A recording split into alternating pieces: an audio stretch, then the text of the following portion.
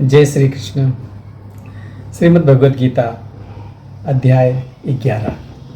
अर्जुन ने कहा, हे भगवान, मुझ पर कृपा करके गुप्त अध्यात्म विषयक जो वचन आपने मुझसे कहे उसको सुन करके मेरा मोह एकदम से दूर हो गया। हे कमल नेत्र, मैंने जीव की उत्पत्ति, नाश और आपका अक्षय महात्म्य आपके मुखारबिंद से विस्तार पूर्वक सुना।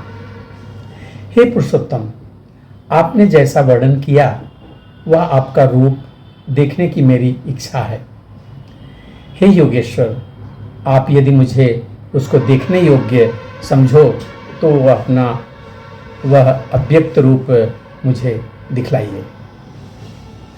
श्री कृष्ण ने कहा, हे पार्थ, नाना प्रकार के मेरे सत सहस्त्रों दिव्य रूपों को देख। तुम वसु, रुद्र, अश्विनी कुमार, मरुदगण और पहले कभी ना देखे हों ऐसे आश्चर्य देखो। हे गुड़ाकेश, चराचर सहित यह जगत तथा और जो देखना चाहो आप यहाँ मेरी देह में देख लो, परंतु इन नेत्रों से मुझे नहीं देख सकोगे, इसलिए मैं तुम्हें दिव्य नेत्र देता हूं, उनसे मेरा दिव्य रूप देखो।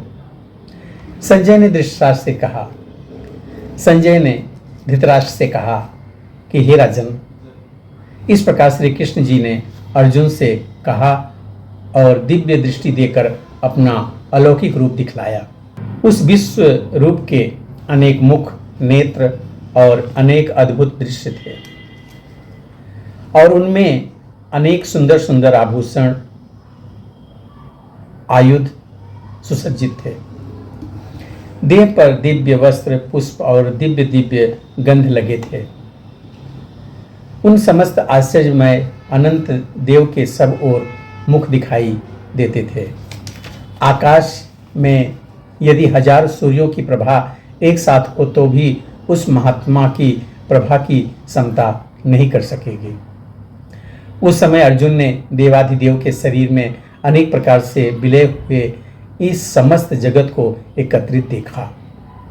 तब अर्जुन आश्चर्यचकित हो गया, शरीर रोमांचित हो गया।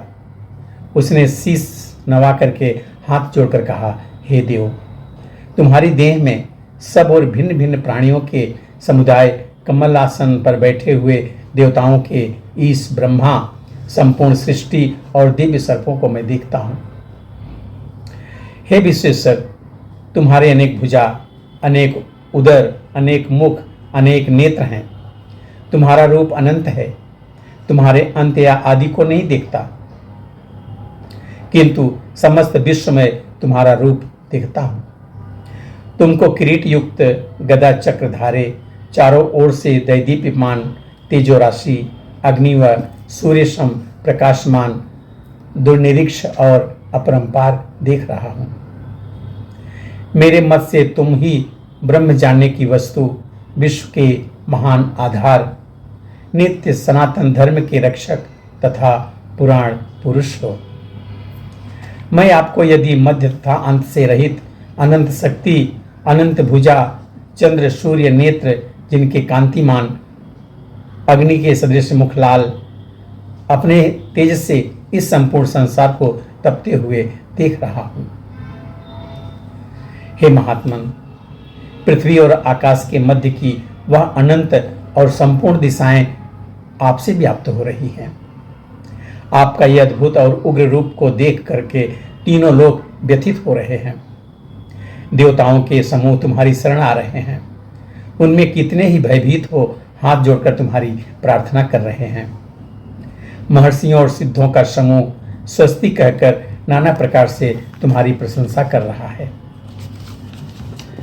रुद्र, आदित्य, वसु, साध्य, विश्वदेव, अश्विनी, मरुत, गंधर्व, असुर, सिद्ध इनके संग विस्मित होकर आपकी ओर देख रहे हैं।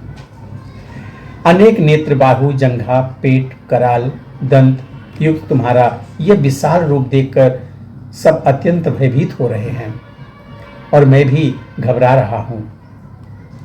आकाश तक पहुंचे हुए प्रकाशमान अनेक दूर तक फैलाए हुए मुख व प्रकाश वाले विशाल नेत्र युक्त तुमको देखकर हे विष्णु मेरा जी घबरा रहा है। मुझसे धैर्य धरा नहीं जाता और चित्त स्थिर नहीं होता। भयंकर डांडों वाले और कालाग्नि के सदृश आपके मुख को देखकर मुझे दिशाएं नहीं सूझती। मैं शांति नहीं पाता, अतः मुझ पर दया करो।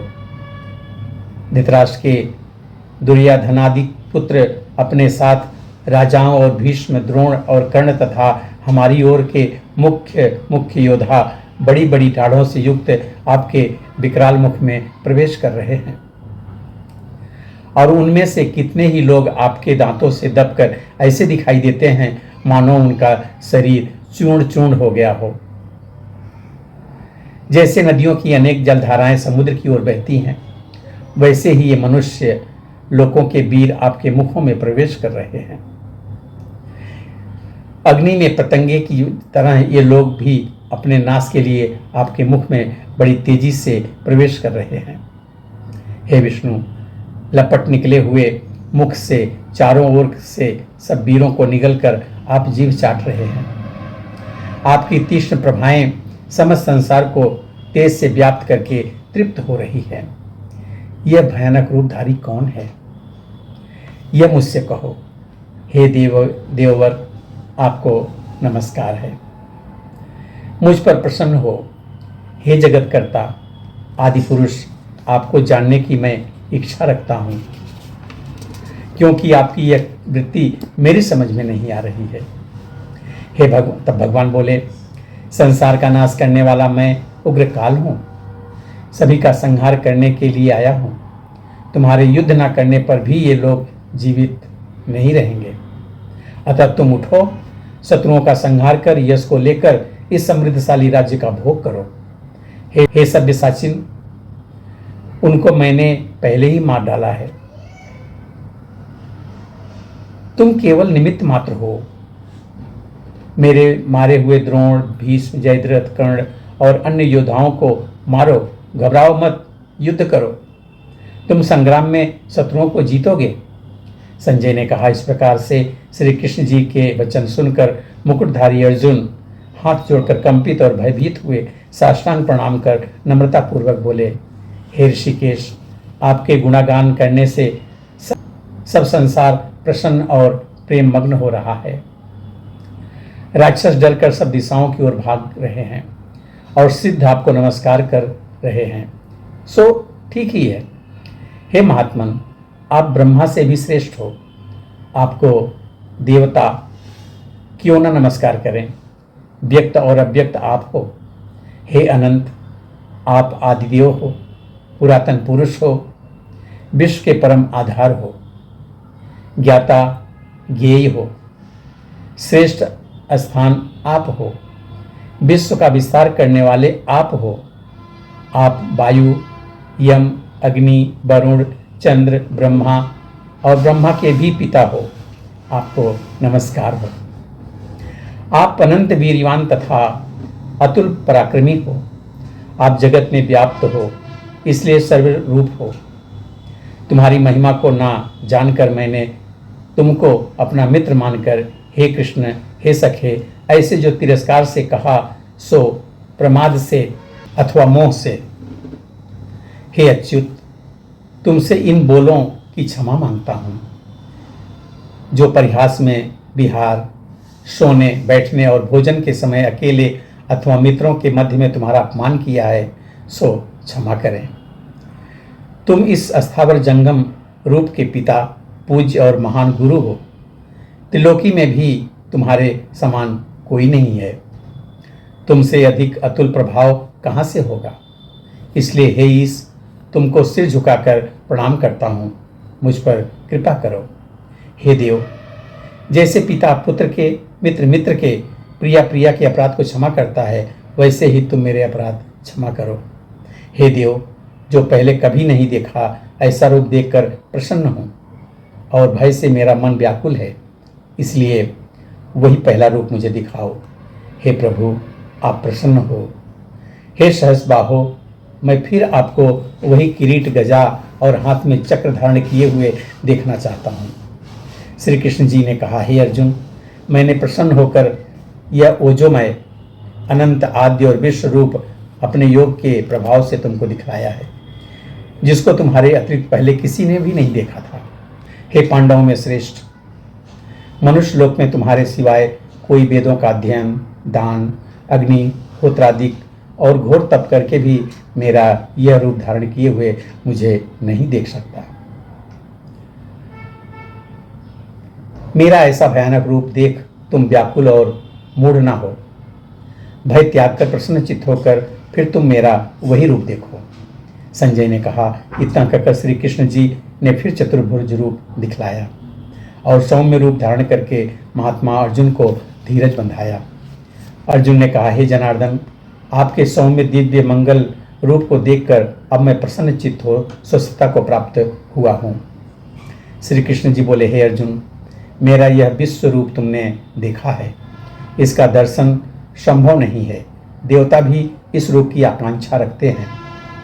हे अर्जुन, मेरा जो ये विश्व रूप है, इसको मनुष्य अनन्य भक्ति द्वारा जान सकते हैं और तत्व ज्ञान द्वारा इसमें लीन हो सकते हैं। जो कोई मनुष्य मेरी ही भक्ति के लिए कर्म करके मुझे सर्वोत्तम मानते हैं, मुझ में भक्ति रखते हैं, सांसारिक दुखों से मुख मोड़ चुके हैं, संपूर्ण प्राणी मात्र से वैर त्याग चुके हैं, वही मुझको प्राप्त हो सकते हैं। यहाँ पे 11वां अध्याय पूरा होता है। मिलते हैं अगले अध्याय में, तब तक के लिए जय श्री कृष्ण।